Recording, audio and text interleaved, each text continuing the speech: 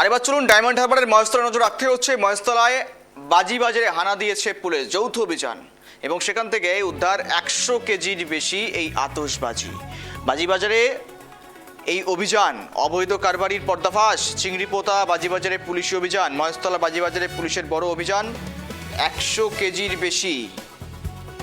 কেজির বেশি অবৈধ বাজি উদ্ধার। ডায়মন্ড হারবার পুলিশ জেলার মহেশতলা থানা এবং বজবজ থানার যৌথ উদ্যোগে চিংড়িপোতা ও নুঙ্গি বাজিবাজার এলাকা থেকে পুলিশি অভিযান, উদ্ধার প্রায় 100 কেজিরও বেশি অবৈধ বাজি তৈরির জন্য ব্যবহৃত প্রায় 40 কেজি বারুদ, বিপুল পরিমাণ বিস্ফোরক সামগ্রী বাজেয়াপ্ত পুলিশের।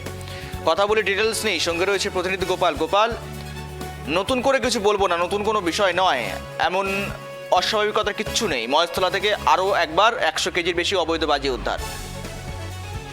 গৌরব, তোমাকে বলে রাখি, তুমি জানবে সরকার পরিবর্তনের পর প্রশাসন একটু নড়ে চড়ে বসেছে বলে মনে করা হচ্ছে। কারণ দিকে দিকে চম্পাহাটি হারালে যে ঘটনা ঘটে গেল, তুমি জানবে বারাইপুর পুলিশ জেলার মধ্যে পড়ে একজনের মৃত্যু হলো, আহত হলো বেশ কিছু। এর আগেও ঘটনা ঘটেছে।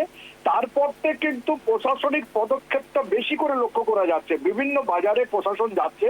তোমাকে বলি, ডায়মন্ড হারবার পুলিশ জেলার মহেশতলা থানা, বজবজ থানার যৌথ উদ্যোগে গতকাল রাতে চিংড়িপোতা ও নুঙ্গি বাজার এলাকায় অভিযান চালানো হয়। সেখানে গিয়ে দেখা গেছে বেশ কিছু আতশবাজির দোকান রয়েছে, কারণ থাকেও, তুমি জানবে সামনে পুজো আসছে, পুজোর আগে এগুলো বিক্রয় হয় সাধারণত। তবে সেখানে আতশবাজির আড়ালে বিভিন্ন চকলেট বক্স থেকে নিষিদ্ধ বাজি বেশি রয়েছে, বারুদ রয়েছে। আশ্চর্যের বিষয় দেখো, পুলিশ বারবার সচেতন করছে, মানুষের কে বারবার জানাচ্ছে এসব বিক্রয় করা চলবে না, কিন্তু ব্যবসা এমন একটা জিনিস, লাভের বেশি পরিমাণ লাভের জন্য মানুষ এইভাবে করে যাচ্ছে। 100 কেজিরও বেশি অবৈধ বাজি তৈরির জন্য ব্যবহৃত 40 কেজি বারুদ, এছাড়া প্রচুর পরিমাণে বিভিন্ন সরঞ্জাম উদ্ধার করা হয়েছে।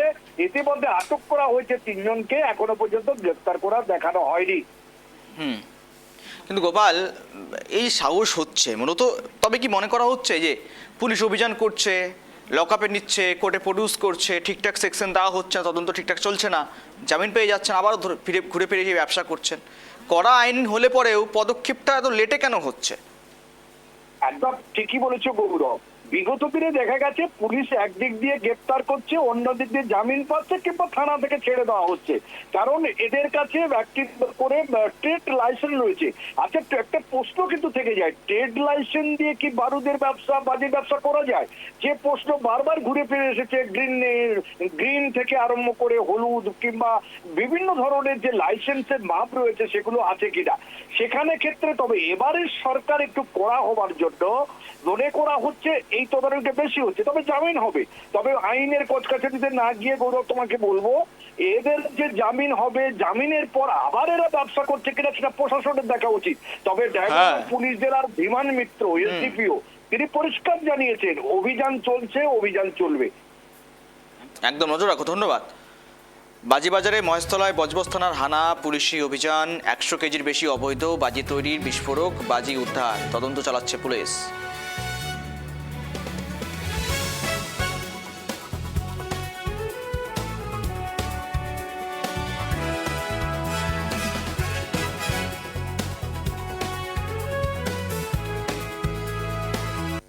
মহেশতলা এবং বজবজ এই দুই এরিয়ায় ইন্টেন্সভাবে আমরা বাজি রেড করেছি।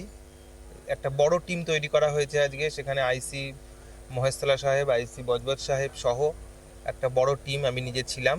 বিভিন্ন জায়গায় বজবজ এবং মহেশতলা এরিয়ার বিভিন্ন জায়গায় আজকে রেড করা হয়েছে এবং প্রচুর পরিমাণে বাজি এবং বাজির যে কাঁচামাল, যেগুলো বারুদ জাতীয় কাঁচামাল, সেই সমস্ত সিজ হয়েছে। পরিমাণ কতটা? পরিমাণ মিনিমাম 100 কেজির